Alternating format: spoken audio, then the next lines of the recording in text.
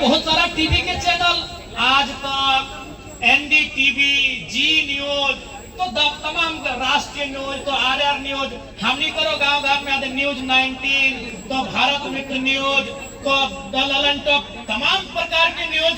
लेकिन उस समय एकमात्र न्यूज चैनल हला जकर नाम लागले डीडी न्यूज। उस समय कोई दूसरा न्यूज चैनल नहीं, एकमात्र भारत देश में न्यूज चैनल जकर नाम डीडी न्यूज। और उस डीडी न्यूज में पहली बार निर्मल महतो झारखंड मुक्ति मोर्चा और झारखंड आंदोलन के जिक्र करें। इसलिए जो स्थान भारत की लड़ाई में, भारत के लिए शहादत में शहीद आजम भगत सिंह का आता है, वही स्थान झारखंड के लिए बलिदान की बात आएगी तो बिना किसी विवाद के निर्मल महतो का नाम आता है। वो निर्मल महतो के लहू हलाए कि झारखंड राज्य गतिविधियों के काम करना है। एक लंबा संघर्ष